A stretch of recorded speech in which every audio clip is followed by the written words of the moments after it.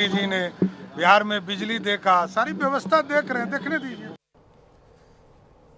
और कुर्सी की सियासत में अब रुख करेंगे उत्तर प्रदेश का। उत्तर प्रदेश में तीसरे मोर्चे का ऐलान हो चुका है और ऐलान करने वाले हैं उत्तर प्रदेश सरकार में रहे पूर्व मंत्री स्वामी प्रसाद मौर्य। उन्होंने तीसरा मोर्चा, लोक मोर्चा के नाम पर उन्होंने एक तीसरा मोर्चा खोल दिया है। न्यूज इंडिया के साथ जुड़ गए हैं स्वामी प्रसाद मौर्य जी, आपका न्यूज इंडिया पर बहुत बहुत स्वागत है।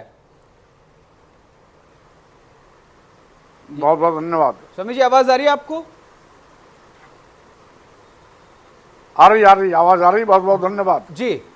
तीसरे मोर्चे का ऐलान आपने कर दिया है। 2027 में सरकार बनाने की बात कर रहे हैं। रणनीति किस प्रकार है, एक बार रणनीति पे बात कर लेते हैं। क्योंकि भारतीय जनता पार्टी देश की जनता से जो वादा किया था, सबका साथ, सबका विकास, सबका विश्वास, सभी मुद्दों पर पूरी तरीके से फ्लॉप हुई। भाजपा की गलत नीतियों के चलते देश का करोड़ों नौजवान बेरोजगार हो गया, सरकारी नौकरियां गायब हो गईं। आज गरीबी बेतहाशा बढ़ी है। नतीजा कि 140 करोड़ की आबादी में 80 करोड़ लोगों की जिंदगी 5 किलो 10 किलो चावल पर चल रही है जी। महंगाई आसमान पर है, लोगों का जीना दूभर हो गया है जी। वादा करने के बावजूद भी किसानों को आज तक लाभकारी मूल्य नहीं दिया है जी।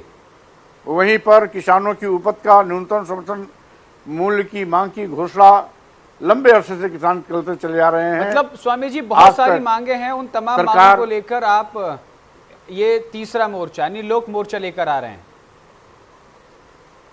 जी, स्वाभाविक रूप से जी। विकल्प के रूप में हमने, मेरे नेतृत्व में 11 पार्टियों ने गठबंधन किया है।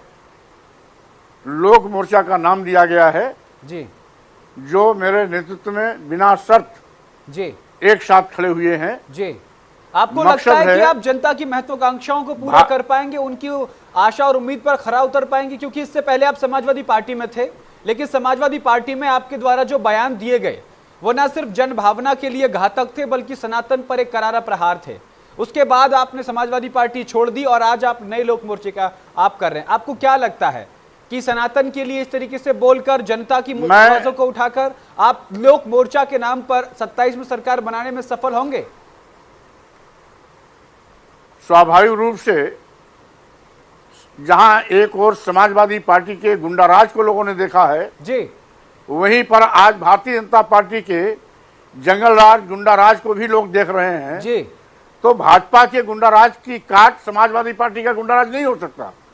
इसीलिए कानून राज की स्थापना के लिए जी, पूरे देश में अमन चैन कायम करने के लिए, सामाजिक सद्भाव और भाईचारा बनाए रखने के लिए जी, स्वामी देश के नौजवानों को जी, स्वामी जी, समाजवादी पार्टी का गुंडा राज है, ये बात आपको कब पता चली? पार्टी से निकलने के बाद? मैं नेता विरोधी दल था उस समय। नहीं, मैं पार्टी में तो 2-4 महीना के लिए गया था, लेकिन जब देखा वहां कोई विचारधारा नहीं है, कोई आइडियोलॉजी नहीं है, समाजवादी पार्टी केवल नाम दिया गया है, समाजवाद का दूर दूर तो कहीं पता नहीं है। समाजवादी कार्यालय में, समाजवादी कार्यालय में जहां समाजवाद का, धार्मिक ग्रंथों को गाली देने के बाद, सनातन का अपमान करने के बाद के साथ उनकी आइडियोलॉजी मैच नहीं कर रही थी स्वामी जी। पहली बात तो आपको बात तीखी लगेगी, मीडिया वाले बात का बतंगड़ बनाते हैं। सनातन को कब मैंने बोला, कब सनातन को गाली दिया? कोई एक गाली शब्द बताइए। केवल ये कहकर के बदनाम करने की कोशिश करते हैं आप लोग। मैं कई बयान नेशनल चैनल पे कई बयान हैं आपके, और इसीलिए अखिलेश यादव आपके बचाव में एक बयान का वो हवाला दीजिए, इसीलिए बचाव में नहीं आए थे। आपने रामायण को लेकर कहा, आपने मनुस्मृति को लेकर हवाला दीजिए, आपने मनुस्मृति को लेकर कहा। स्वामी जी, आपने मनुस्मृति को लेकर कहा था। आप सनातन का परिभाषा नहीं जानते, सनातन का अर्थ नहीं जानते, मैं सनातन की परिभाषा नहीं जानता हूं, सनातन की परिभाषा में जानता हूं, सनातन धर्म के बारे में जानता हूं। कोई एक उदाहरण दीजिए। मैं दे रहा हूं ना, मैं दे रहा हूं। आपने मनुस्मृति को लेकर कहा था। अच्छा बताइए, आपने मनुस्मृति को लेकर कहा था कि नहीं? आपने मनुस्मृति को लेकर कहा था कि नहीं स्वामी जी? बात करते हैं आप। नहीं, आपने मनुस्मृति को लेकर कहा था कि नहीं? वो सनातन है, आपको परिभाषा मालूम है सनातन की बात नहीं कर रहा हूँ, आप जितने मैं रामायण की बात कर रहा हूँ। आपने रामायण नहीं, आप रामायण के श्लोक का सनातन है, रामायण के श्लोक का आपने अर्थ का अनर्थ निकाला था।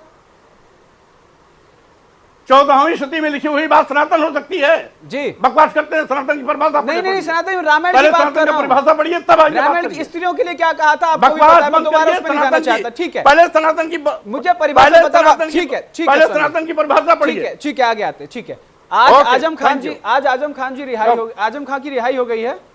स्वामी जी आवाज आ रही है आपको? स्वामी जी आवाज आ रही है आपको? स्वामी जी आवाज आ रही है आपको? देखिए, बात करते हैं तो सवालों से बचते हुए नजर आए स्वामी प्रसाद मौर्य, अब तो यही कहा जा सकता है। जैसे ही आजम खान को लेकर या फिर सनातन को लेकर सवाल किया जाता है, स्वामी प्रसाद मौर्य से इंटरव्यू छोड़कर चले जाते हैं। स्वामी प्रसाद मौर्य मीडिया के सवालों से बचते हुए नजर आए, न्यूज इंडिया पर अपनी बात नहीं रख पाए। हालांकि लोक मोर्चा नाम से तीसरे मोर्चे का ऐलान की उन्होंने बात कही है, लेकिन अपनी बात नहीं रख पाए। 2027 में सरकार बनाने का दावा स्वामी प्रसाद मौर्य कर रहे थे, लेकिन सरकार बनाने से पहले मीडिया के सवालों से बचते हुए नजर आए।